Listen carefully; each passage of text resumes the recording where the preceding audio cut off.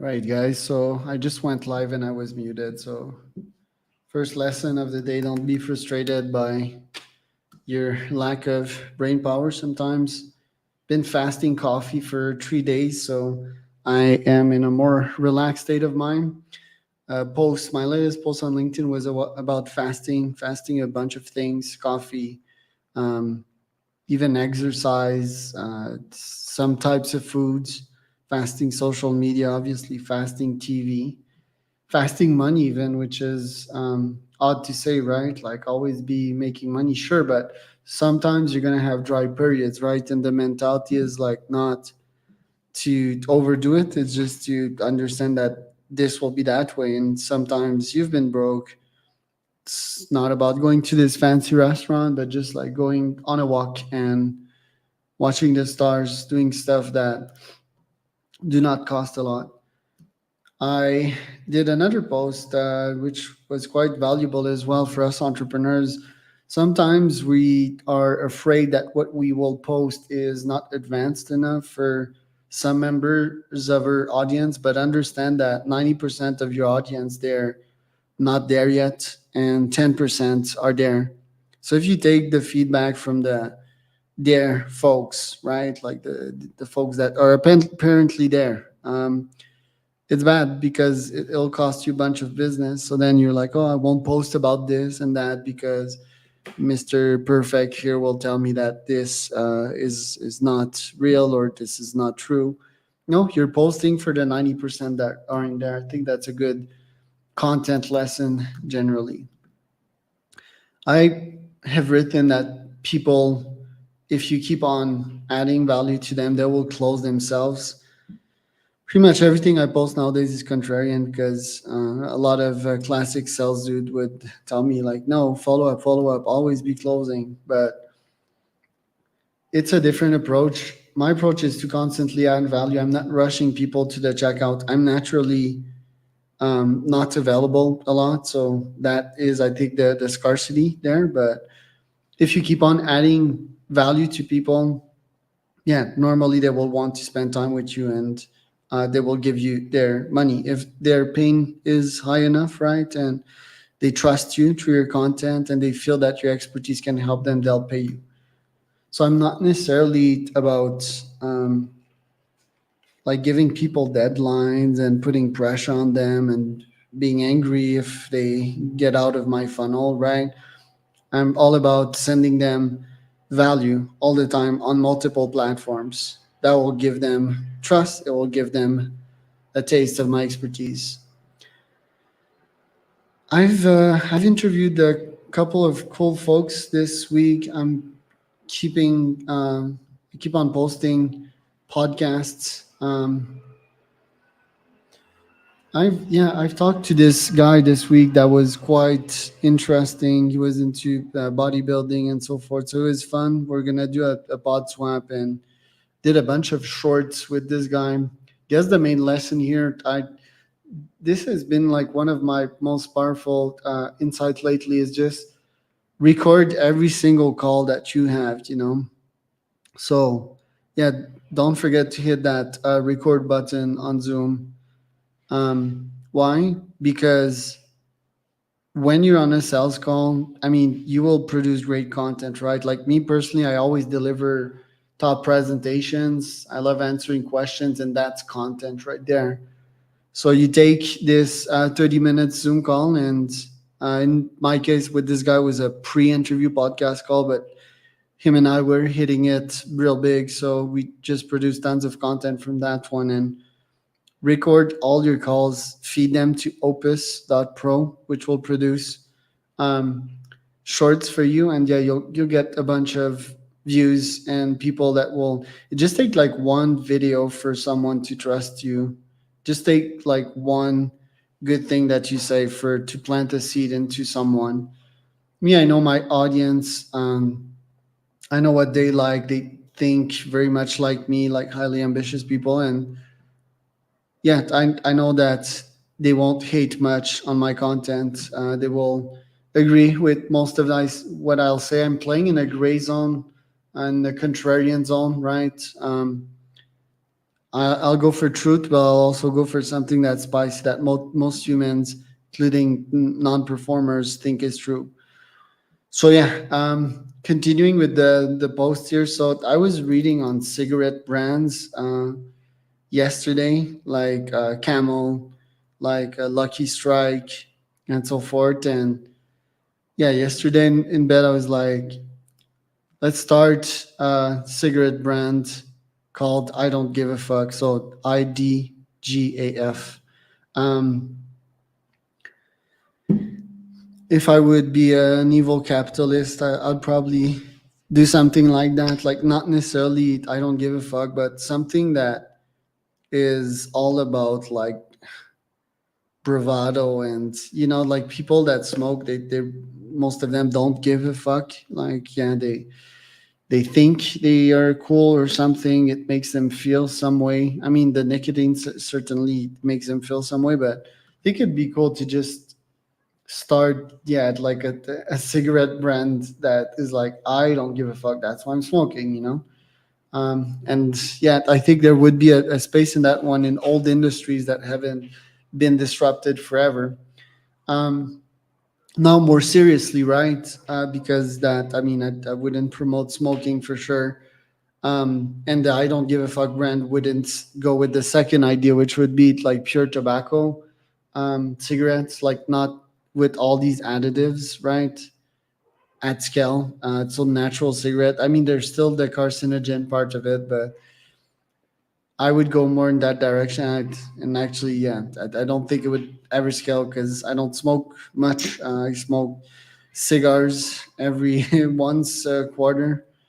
I burn them as incense in my office. So if you've followed me lately, you've probably seen this CEO incense business idea. But and why am I studying cigarette brands? I don't know. I think a lot of people exaggerate stuff, right? They're always like, oh, it's yeah, the cigarette companies and children's and so forth. But yeah, humans can make their own decisions. That's one, and two, yeah, like I think they overdid it. I think yeah, like cigarettes brand, they don't target children.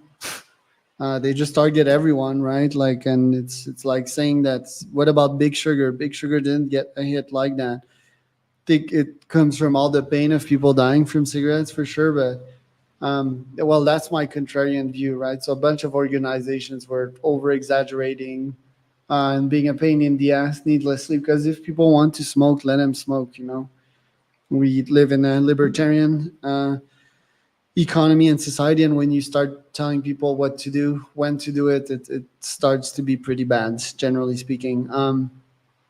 They were quite innovative on the ad side of things. These cigarette companies, right? They've been like doing ads on sports car and so forth, and it's sometimes like trying to bend the rules. So it's kind of interesting, but not that much. And do you really need a reason to study something other than to be curious, right? Um, Not really. I do recommend to learn about a bunch of things without having a clear reason to do it and let your curiosity guide you. And sometimes it might be like disgusting stuff, right? Like serial killers and so forth. Don't develop an obsession over that like some people would, like that's going too far. But do educate yourself on a variety of topic and not just the pretty, right? Like the ugly as well, because that happens. Um, yeah, normal classic rhetoric that I've written yesterday, like stop outsourcing. I've personally hired a bunch of employees. I think we hit a diminishing return in hiring humans since technology was made readily available in the last couple of years. And I think solopreneurship is not a low ambition fad anymore. It's the fastest way to grow a $1 billion company because just for one simple reason, you're not spending your time and energy on human resources that won't yield. You're spending it on building systems and AIs that tend to move 100x faster. Uh, so yeah, I'm still very keen on this one. So is my content. Also reflected yesterday that I was always guilty of thinking too much in the future. I think that's generally good. Very successful people have that trait for sure. They also have the intensity trait, right? They're quite intense people. They are deeply competitive and want to win. But the future thinking, I think, yeah, we need to anchor yourself as well in the present and bring that future gift in the present, like I'm doing a little bit. I'm like, yo, AGI is gonna come, you should stop hiring. I'm bringing I've had a site in the future. Most people don't have that. And it feels weird to say that on my side, because I always thought that people were future oriented, but they're not. That's this insight. You take this and you bring it to the present and you monetize on it, right? If you're good at making predictions, that's what you need to do, and not like always be in the future and keep on digging the future. It's also very hard to predict the future, right? But once you have a solid thesis, like just double down on it and see what you can get in the present, right? I was like, say no to quick four-figure deals, say yes to long-term seven-figure collabs. So yeah, I often have clients that are like, yo, we're gonna pay you for this and that. I like one adrenaline, I like risk, and when I identify like a very good client, I'm like, no, let's do it commission. I think these deals that they'll make you more of a killer, and they will bring you way more money than the classic 4 or 5 figure deals, right? You can leverage your portfolio accordingly, right? You can have one deal out of 20 that is that way, and it will also have you practice the art of spotting a good client and going to them with the ludicrous offers and implementing that. The more you're good at that, the more you're good at spotting these once in a lifetime opportunity, well, the richer you'll get for sure. That last post, I quite like it. It says everything is expensive when you're broke. Buying a Veyron can become restaurant money. So didn't get a lot of love on that post, but yeah, I'm telling. I mean, it's not being broke. Also, it's like the broke mindset, right? Like I'm telling a family member nowadays that I'm gonna buy this sports car, and they're like, "Yo, this is too expensive. Is it expensive or are you broke?" You know. I've always chose to hone in on the money making skill, which I think the ROI is insane, rather than saving and investing. I don't believe much in that. Although I might, I think I've created the vision for myself, which is like having enough money in the bank to never work again, or but did you want to never work? I'm still not comfortable with that. But if there would be a vision like simple for my brain enough to understand it, that would be it. Or my family, do I want them not to work? Not really. I think we're made to work and do something and trade. We're creatures of trade. But the point is, if you want to buy something expensive, first don't let others like tell you like, hey, that is expensive, be careful, that won't scale. And yeah, it's not this is not expensive, you just don't have the means to get this thing. So difference here. And yes, restaurant money can become Veyron money at some point, depending on how wealthy you are. Now, it is hard to achieve wealth without taking much from this world, this planet Earth, and people, right? So that makes it even more challenging and fun to me to achieve these levels of wealth while um, yeah, actually not taking much and ruining it for the other beings that are chasing that. So I've seen podcast forms that are like 15 questions long. for being a guest on podcasts. And I think that's quite lazy. I think, you know, great podcast guests, they're good to go from the get go. Like right now, I'm good to hop on a podcast and deliver value, right? So why do I need to fill out a 15 questions long form? I don't need to prepare. Then I don't have time to fill these 20 questions. And then a bunch of hosts are also lazy. They ask people to come up with the questions to ask themselves, like, what the fuck? That is quite inauthentic. It lacks of imagination, and yeah, I think people will definitely not be in for that type of podcast. So instead, what you can do is, as a host, as a podcast host, is target the guests precisely on a tool like Apollo, right? 15% growth rate in the last 6 months, funded CEO title in the fintech industry, for example. Invite them to pod, and once you have their profile, you can just straight up open it on LinkedIn while you're live with them on a call, and ask them questions from that, and ask them questions from what they're saying. A good starter is, what are you up to nowadays? What is your business? What does it do? And what are you up to nowadays? That gets them started, and from there it's a conversation. That's how podcasts should go. Podcasts are not like pre-prepared PR stunts. They're actual conversations. These are the best podcasts. Another contrarian post here: if you're hyper focused on one low ROI activity, like most CEOs are focused on HR nowadays, well, you're distracted, right? So there's a bunch of people, they do deep work on meaningless stuff, right? They haven't chosen the right activity to do, and that's why I don't like, just one of many reasons why I don't believe in deep work, is that how do you know that the one thing you're doing right now is the right thing if you're not testing 100 things? Most brains aren't advanced enough. Like, I mean, you might go into deep work into a book. Sure, will books scale? I mean, yeah, I think books still have a 5 to 10 years runway, but yeah, the deep work activity that you're hyper focused on right now, is that like the best you can do?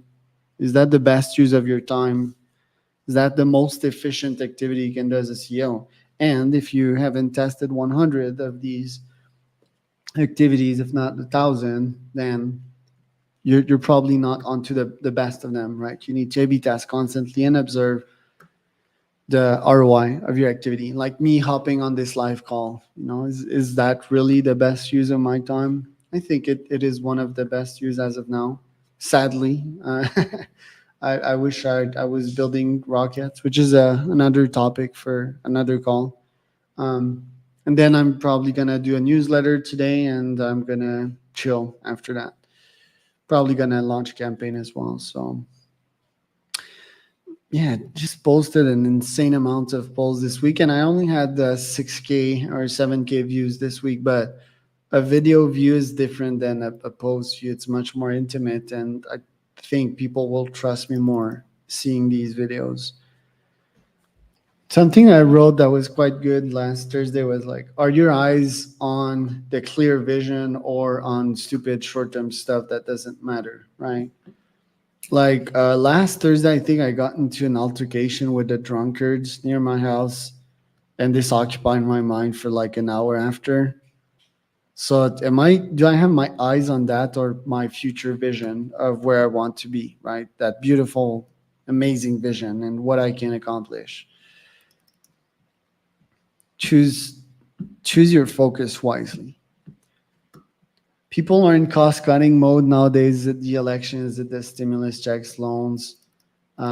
Yeah, that's my classic rhetoric, classic propaganda. Have a low ticket offer. I think that's, yeah, having a low ticket offer is ultimately important nowadays. I talked to a bunch of clients that yeah are not closing anything, which is super demoralizing. And the reasons that, yeah, people are definitely in cost cutting mode. Me, the stimulus checks and the loans that are coming to tuition for sure, but have a low ticket offer to for people to give you money without thinking, right? Like in my case, it's lists that I give out, contacts list, name, email, phone number, and so forth. I offer that at scale. People pay me like 100 to 300 bucks per list, and that's the entry funnel. Then they're like, "Hey Charles, can you actually help me write copy?" Sure. Then you can hop on my 2.5K plan. But I have something to start.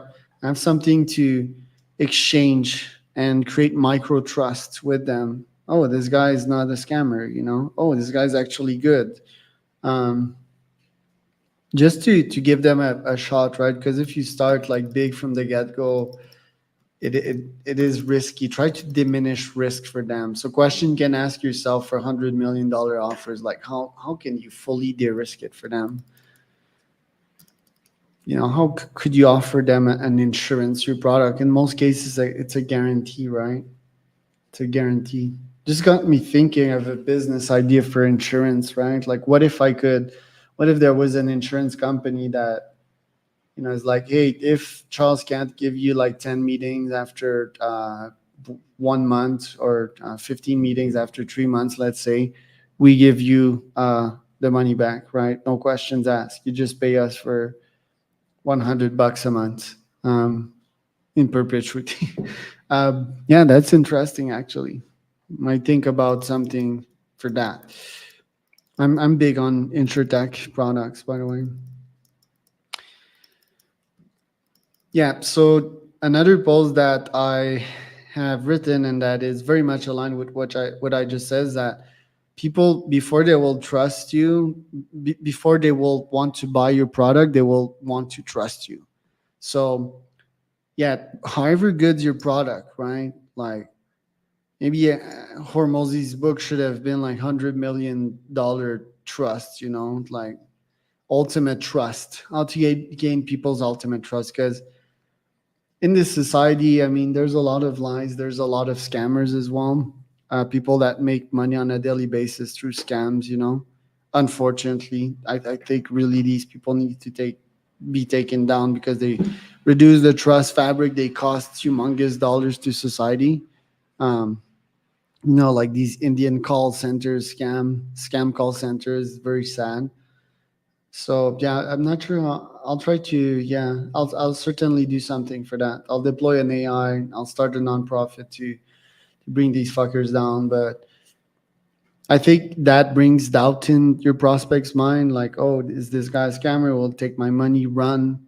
Um, if I give him my money, will he just not bring me anything like all the others, and it'll end up like being a disappointment? He won't technically run with the money, but it'll just be like a mutual, like, hey, it's not a good fit. And by the way, this is fine in business, happens all the time. Like, think of employees that you hire and they haven't brought in anything, right? Like, it's been my case with at least 90% of my employees, or 80%. Probably being a bit extreme here, but think of trust. Think of showing to people that you're trustful, that you're a good person, right? True content, true going live like this, true shorts. Shorts are really consumable on multiple platforms. So with videos and posts, and then newsletters, and then value, of course. Value is a good way to show your competence and that you to be trusted, right? Insights. Insights, giving people insights. Be like, oh shit, yeah, this guy's right. That is smart. I haven't thought of that. So think of trust before you think of offer. How can you be trusted? How can you look trustful? Now don't be deceiving about it. Like, don't be like a hyper polished PR version of yourself. Like, I'm always doubtful when I see that, you know, people that look like $100 on their LinkedIn profile yet look like shit when you hop on a Zoom call with them. That's always a disappointment. Or yeah, someone that's quite intense in their content, but like when you actually meet them, they're slower. I mean, that can obviously be good because like, oh, Charles like that when he's with me, and that's so reassuring. I thought he'd be like super aggressive type of intense person and that talks, you know. But yeah, I don't like PR. I like realness instead. So think of trust instead of offered, or before offered, think of trust. And then yes, A/B test and $100 million offer. Next post I wrote is I'm all about spam. Yes, constantly following up with value to my ICP. Some call this spam. So you know, people and humans, they will use words. You know, especially in Europe, they call this spam. Europe, I don't see them on the map. You know, business wise, it's just terrible with all their beliefs. You know, they're a bunch of crabs in a bucket. I gave up years ago trying to install sense in senseless people. Just like I wouldn't try to explain quantum physics to my dog. You can change the world, but it's probably not true rhetoric. That's good. And that was like following my interaction with like the drunkard, plus having a podcast with a similar minded entrepreneur this week that was telling me about his low ambition friends. You know, yeah, it's an impossible task, you know, trying to weave someone in the right direction. Most of politicians like Trump, what they do, they just take what people want, you know, and they give it to them, which is probably the worst recipe to scale a society. Most of the time, you need to give them what they don't want so that can invest, quote unquote, and scale. But yeah, that's typically how you do it. Life is good to those that take risks. The opposite is true to those that don't. That is a good quote, Charles.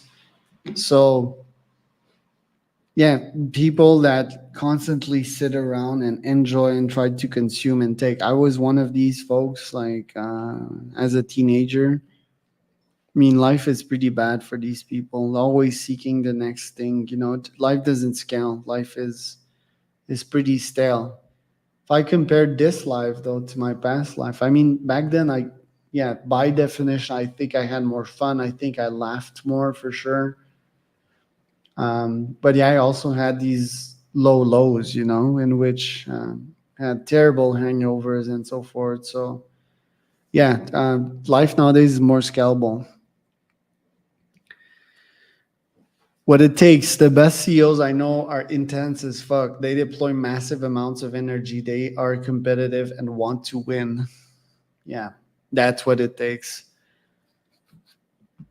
Now, the next post I wrote was about the sanest thing to do as a new founder. I think is to start a podcast in a micro niche and then offer that micro niche some agency service, right? Why? Because podcast is just a lead gen machine, and agencies is also a market research machine, just like the podcast would, but probably on a 10x level. So when you unlock a client, they trust you, right? And they they will give you various insights that you wouldn't uncover through a mere lead gen campaign, right? They will tell you everything. Clients, they will tell you, oh, it's been that way this week.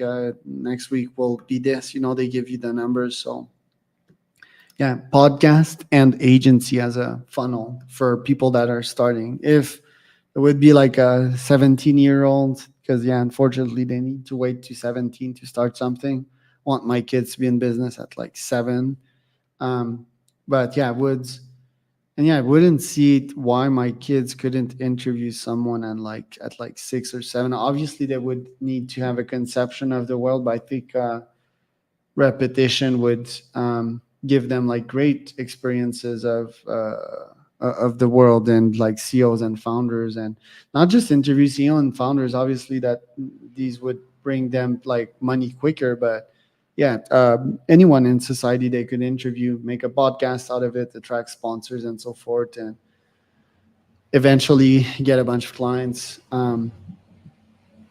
Yeah, I still have like huge frustration and a chip on the shoulder to like knowing like people waited so long to give me a shot at this market. And Yeah, I think this is terrible for children. Like, why are we waiting so long to make them adults? We're protecting them in a bubble they probably don't need. And yeah, why can't you be in business at 7? Why can't you make money? Like, fuck the $10 and the weekly allowance, right? Like, yeah, go to a podcast, produce content. There's a bunch of kids that are on Twitch, right? Like, they record themselves playing video games. I think that's smart. I think that could be a viable model as well for them. Just that yeah, video games think they fry your brain into something. I think I gained more from playing video games myself, but I think I was lucky to get out of that. I could have easily weaved into a very addictive path in this life, but not sure what saved me. Is it like my parents, the education that I had, is it mentors? I don't know, but glad to be here with you guys for sure. Most folks do not have the patience to see the ROI of newly implemented systems. Very few initiatives pay out weeks after, let alone months after. Most get impatient after week one of working with an agency, whether it's starting cold email campaigns or podcast lead gen funnels. The gravy is experienced 8 to 12 months after you start. You need to deploy large amount of experiments and hone in on each micro victory till you hit goal. So the point here, I constantly repeat it to pretty much anyone listening, is to be patient. People are so impatient nowadays.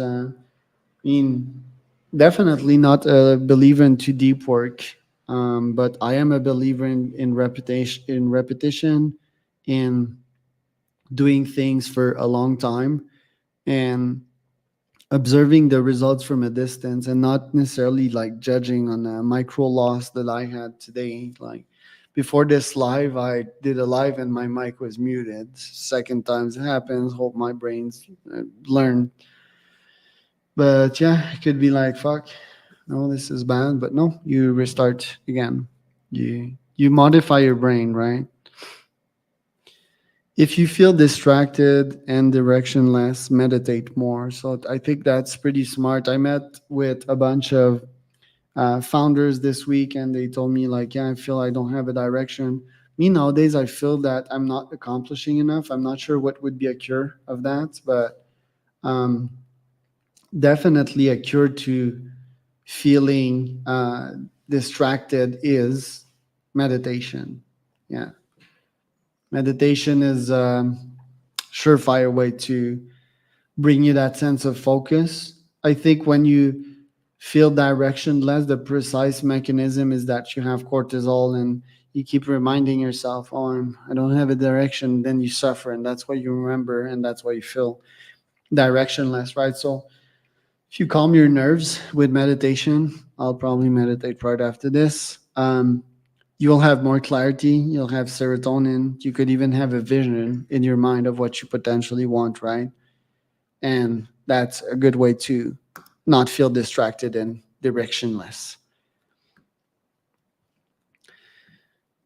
Yeah, podcasts have been life changing for me. 50% of my customers come from there. 25 of my deep business insights come from there. Made lifelong friends that support my journey. I get paid for actually doing the podcast through sponsors in AdSense. I haven't found any other way that's higher ROI on the long term. The trap to that, though, and starting a podcast, that people, again, are not patient. They think they will crack it in week one. They also are overwhelmed. They're like, oh, I don't want to spend my time on that. Okay, what do you want to spend your time better on? You fucking idiot. Like, you keep on recruiting idiots that will leave your business after 3 months. What else, short-term scalable sell stuff that doesn't work? No, you podcasting, I've tested a bunch of methods. There's nothing that will have a higher ROI. It pays off short, it pays off medium, pays off long. It checks all the boxes. That next one is pretty good. You know, like when you are outsourcing to people and they're like, hey, can you reconnect with us in a couple of months from now? Can you send us a message again in like 3 months? Like, no, no, dude. Here's the link. You book something in 3 months, you commit to something, right? Because what happens in like 95% of these cases, if you've been in sales, you follow up with these idiots, they don't even remember who you are, you know. They're can kickers, you know. So um yeah, one, don't do that. Like, hey, follow up in a couple of months. No, book a meeting with that person, else tell them like you're just not interested. Black or white, you know. Started the week last week saying seek out pain, don't avoid it. That's pretty good. Thing that like every high performance CEOs are seeking out pain actively. They're not avoiding it. You know, they don't. They're not like, hey, mommy, I want to go home. Think most people are that way. You need to impose pain on yourself. You need to impose risk and challenges on your body, your mind, and yeah, eventually you thrive off this and you get the scalable life. So I'll keep it to that for today, guys. Came back from the gym in a 3 day coffee fast. Hope this was kind of useful for some of you. And yeah, if you have any questions, you reach out on LinkedIn.